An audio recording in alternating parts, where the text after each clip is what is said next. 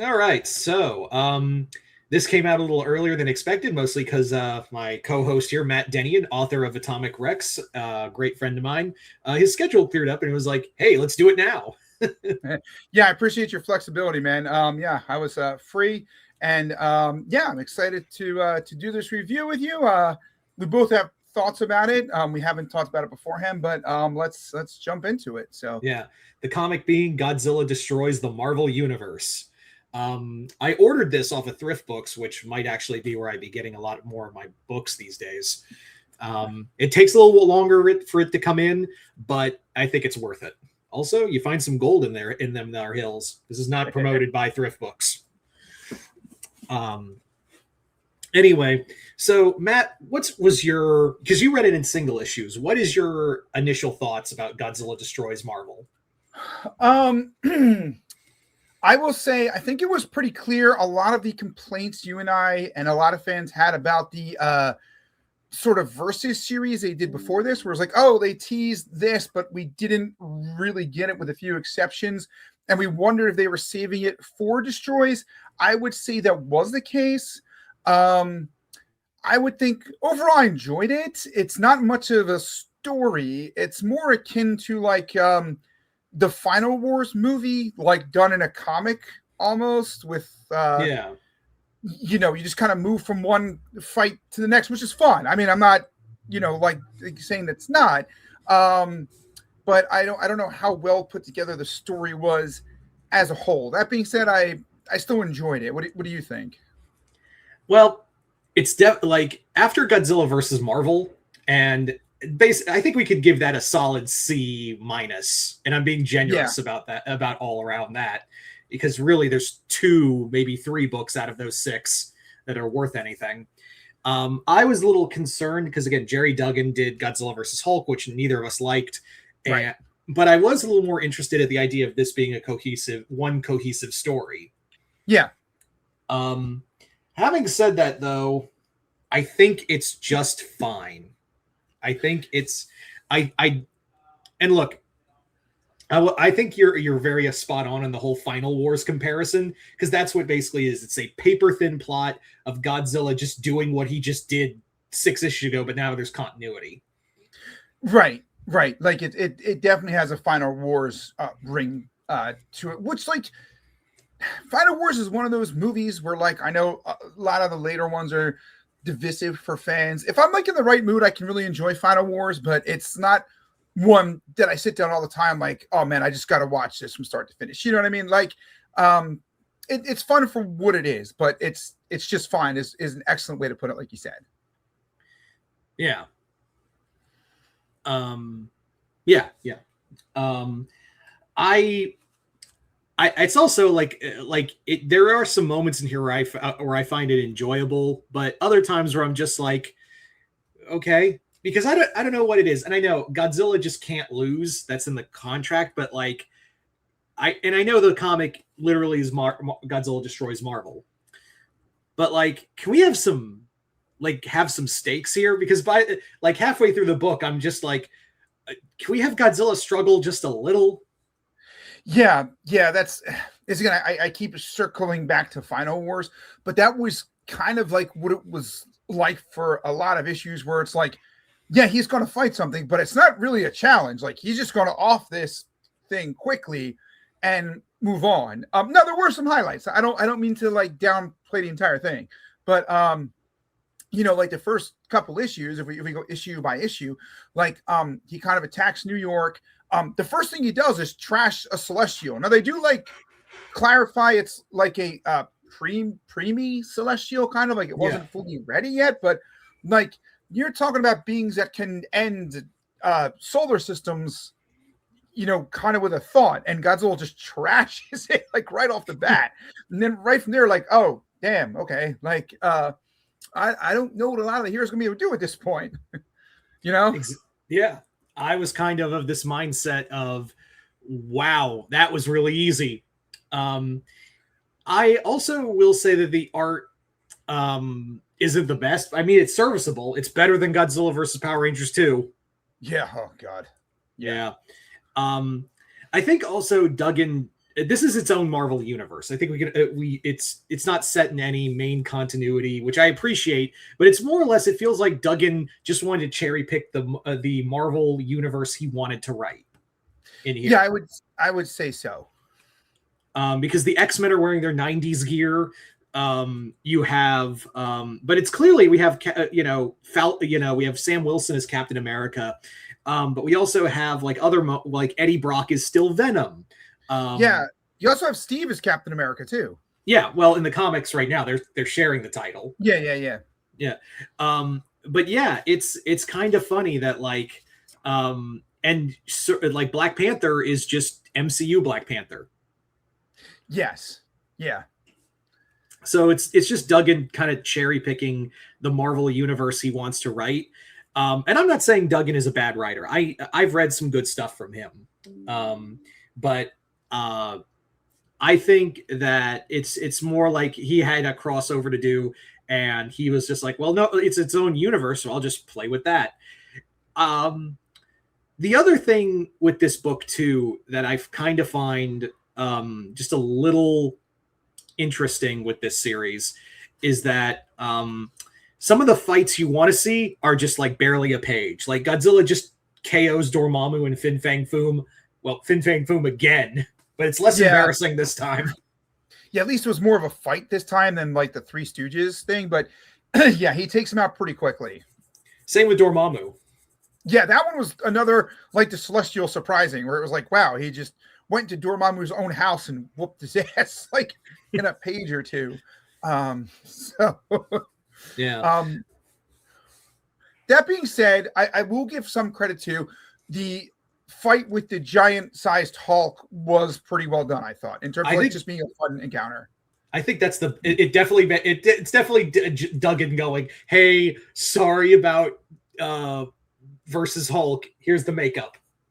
Yeah. And it was the same for like the X-Men fight you and I had talked about in the X-Men Godzilla versus comic that like, the X-Men have taken on kaiju before. So why aren't we seeing that here? We did at least get that in this series where like the X-Men legitimately took on Godzilla, including like a high point of like Magneto using Wolverine basically as like a giant drill bit to go like right through Godzilla's heart that he just stood up from like it was nothing. So yeah.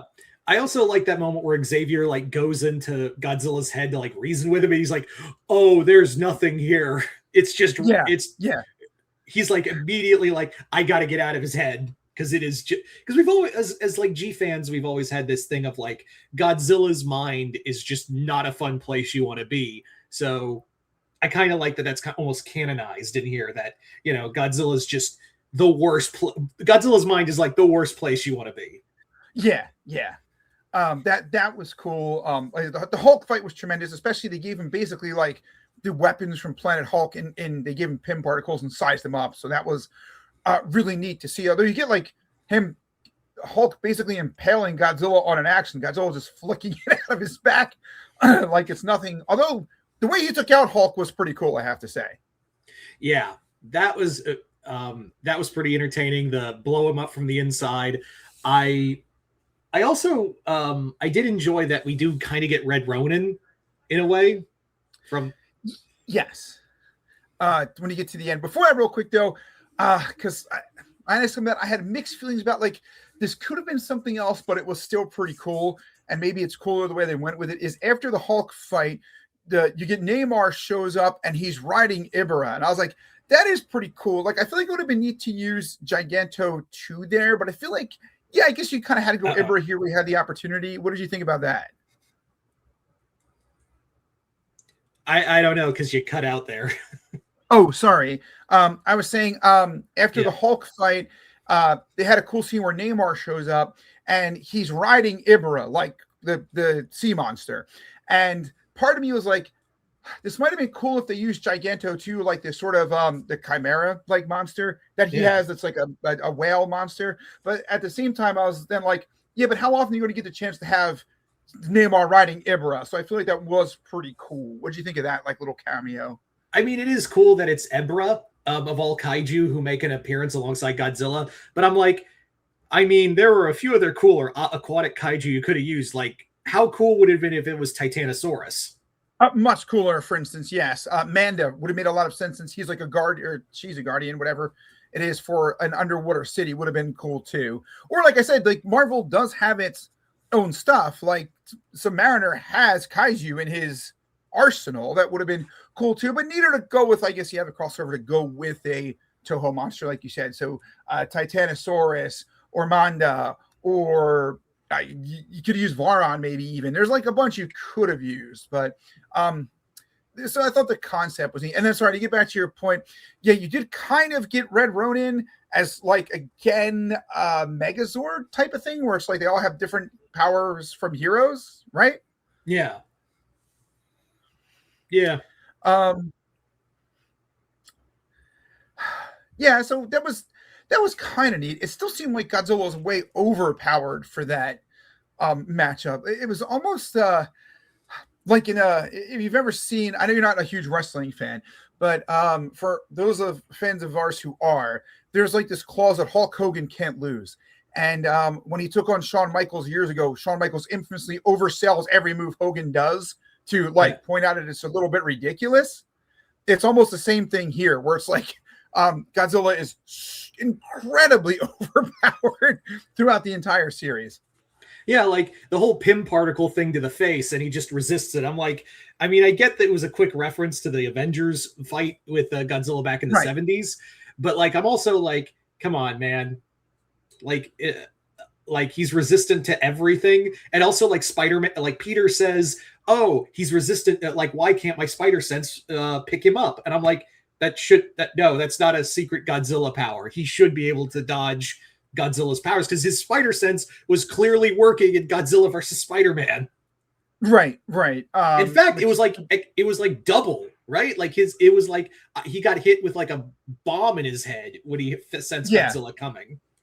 Yeah, when he was like going to make landfall or whatever, he knew he was coming. This one, it just wasn't there. And even stuff like Thor basically fought him to a standstill in his comic, right? And this one, Godzilla just one shots him. Yeah, that I felt that was a little insulting. I feel like that there's a part of me that thinks, Duggan, did you get jealous that people like Godzilla versus Thor more than Hulk? Oh, I didn't think about that. That's entirely possible. It's entirely possible. Yeah. I don't know. I can't confirm, but that's what it feels like. Him just being a little spiteful. Yeah. And then like you said, it was basically MCU Black Panther. It was kind of interesting that to draw him to Wakanda, they had him be like, yo, I'm a real king. Come take me on, dude. Like, come at me, bro. It's basically what he did, right? And Godzilla's response is bet. Yeah.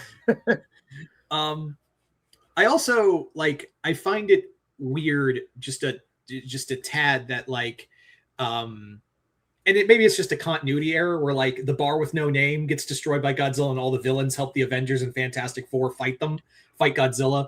And Sam, who's Captain America, he's in the Captain America costume, goes, you guys could actually be some help. And Octavius of all people goes, whatever you say, Falcon. I'm like, he's not Falcon. Yeah, I thought he was like insulting him there, kind of thing. Even then, the insult doesn't make sense, right? Because, yeah, I got nothing for you on that one. Yeah. So I will say, we're pointing out of detriments. I'll come back to. I thought it was fun still, though. It was certainly an upgrade from the last Marvel series. What did you think about that? I think it was an upgrade from the last Marvel series. Hard not to be, but I thought it was. It's definitely it's an upgrade, but the bar's so low. Like all you have to do. I mean, I still think that Godzilla versus Thor and Fantastic Four are arguably better stories. Yeah, but this is like an ongoing.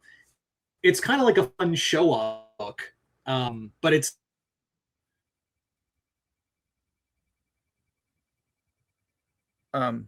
show story trying hard to be a Heisei story. Sorry. Okay, there we go. Can you hear me? Yeah. You said it's like a Showa story. It was kind of fun, but it started looking like a Heisei. Yeah, that's what I said. Okay. Yeah. it tries very hard to be dark, but it can't stop itself from being silly. Yeah, which is again why I keep coming back to a Final Wars comparison, right? I mean, that's kind of the vibes I get from the whole thing. Yeah. And I would say it wasn't as fun or as good as like the first Power Rangers or the DC one so far because of the overpowered nature of Godzilla, but I might give it like a solid B. What do you think? Probably say B minus. Yeah, we're in the same ballpark. Like for me, highlights would be the Hulk fight was a highlight, like kind of a makeup for screwing us the last time. It was interesting to see Black Panther like pull the heroes together. Although, like again, it kind of went like too overboard. It was like every single body part, not like you get 5 heroes like a Megazord or like the Green Lanterns did to make a Megazord. It was like 30 of them where each one controls like a joint or something. It was like ridiculous. Yeah. That was kind of my thing. I was just like, it feels a little weird. And also like the fact that they're perfectly imbalanced to build it, like imbalanced to control the robot is kind of ridiculous. You froze on me again. Comics, what do you expect? Okay, there we go. Okay, there. You there? Yeah. Sorry, one of us keeps freezing. I'm not sure what it is. Yeah, it was a little ridiculous. They were like perfectly in sync with everybody. It would have made more sense if like they were like, oh, Professor X is coordinating everybody through, telepathy, but they didn't really like do that. Or just hell if had Black Panther find Red Ronin and rebuild him. That would have been like pretty awesome. I thought that's what they were kind of building to. That's what I thought too, because I went issue by issue. So I was like, oh, we're gonna get Red Ronin. Then it was like, oh, it's another Megazord, but for like 30 heroes at one time. So that was like a thing. And then of course it leads into the next series, which is just started. Issue 2 comes out this week with the Infinity Roar. Yeah, which that whole subplot of like 2099 and Storm and like Johnny and like old man Johnny sending a message Herbie to like back in time to be like, don't send Godzilla to space. We already sent Godzilla to space. Yeah, that's I don't even know what to make of that. It's I think they were going for like a Twilight Zone type of feel, like in that it's ironic that the steps you take make things worse, but it just didn't land very well the way that it was executed. Yeah, I also thought that cyborg of like Forge, Riri, and Tony all being a 3-headed robot. I'm like, that's dumb. Yeah, I agree. That was pretty stupid. No doubt about that. Yeah, I would like. I don't know if I cut up beforehand or not, but I was saying like I would rank this behind the first Power Rangers crossover and likely both DC ones. Having read both of those, yeah, you probably haven't read the second one yet, but because of Godzilla being so ridiculously overpowered in this, where like you said, it felt like there was no stakes at all. Like just he was going to wreck through everything, which as Godzilla fans, we like to see a powerful Godzilla, and we'd like to be like, yeah, he could beat anybody in a fictional matchup. But you at least want to feel like there are stakes. Like in the best Godzilla movies, he's going to win, but you feel like, he gets close to losing at some point, right? Yeah. It feels like the other monster is a threat or whatever. Yeah, and yes, the title is Godzilla Destroys the Marvel Universe. He's going to wreck it. Like, give us like a reason to like care enough to, because Godzilla, he's the villain here. He is straight up the villain of this story. Right. Which I will say something I do enjoy is like occasionally seeing a villain Godzilla, like we'd mentioned with the Thor crossover. So I do like that. But yeah, there should be some kind of sense that he could be stopped. Like kind of the Hulk fight was the first time you actually were like, oh, this might be somebody who's potentially giving him a challenge, right? Yeah.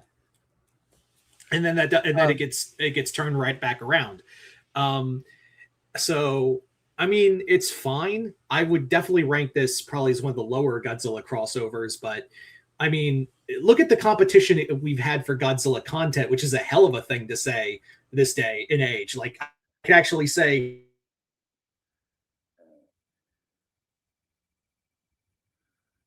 then um, how's the technical difficulties? Sorry, you froze on me again. You Are you there? there? Yeah, go ahead. You were saying, imagine the Godzilla content Technical we had is the last thing difficulties. I heard. Yeah, it's crazy that we now live in a day and age where Oh, you're frozen again. stuff. Can you hear me?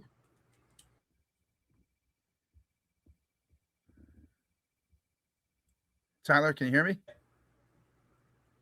You there? Yeah, I can hear you now. Oh, Okay, can you hear me? okay, there you are. Okay, Yeah, so okay, sorry. now I can hear you. Third time's a charm. You're saying it's crazy we live in an era where we can say we have so much content. And go ahead. That we can compare Godzilla content, crossover content with other stuff. Yeah, that is crazy. And like you said, I would rank this lower. Like I would definitely rank like the Monster Piece Theater ahead of this. What would you say?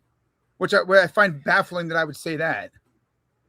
I would actually put Monster Piece Theater over this. I would put most of Godzilla, I would actually put Godzilla versus Thor over this. Maybe versus Fantastic Four, and Power Ranger versus Power Rangers, the first one, over this. Maybe, actually, no, I'll even say I'll put this over, I would put the first Justice League versus Godzilla versus Kong. I would too, over this one. Yeah. Yeah. Now I haven't read the second one because I'm waiting for trade, which Matt's definitely going to be part of that. Sorry, Matt, you're going to be dragged to that one. Oh, I can't wait to do it. They're fun. Yeah, the only thing that so far the Ninja Turtles crossover I would say has been better. The only thing I would put this above is Power Rangers 2 because Power Rangers 2 is just so bad. Yeah, that is the tent pole. Actually, that and versus New Avengers. Oh God, yeah, versus New Avengers and versus X-Men and we're pretty bad. I would put this above those. Yeah. For sure. It's so out there. It's almost like an expanded version of the Godzilla versus Barkley, where it's kind of taken as a joke. Would you say?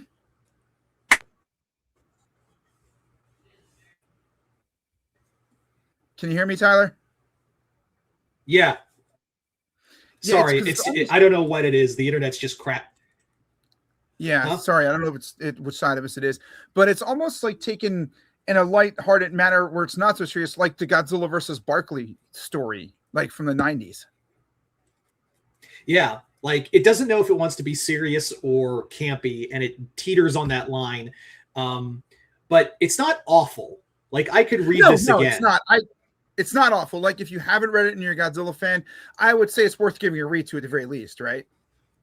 Yeah. I would say give it a. I would definitely I would recommend it, but I would say discount price. Yeah. I keep circling back to it. Just if you are in a mood where you can enjoy Final Wars, I think you'd enjoy this. Yeah.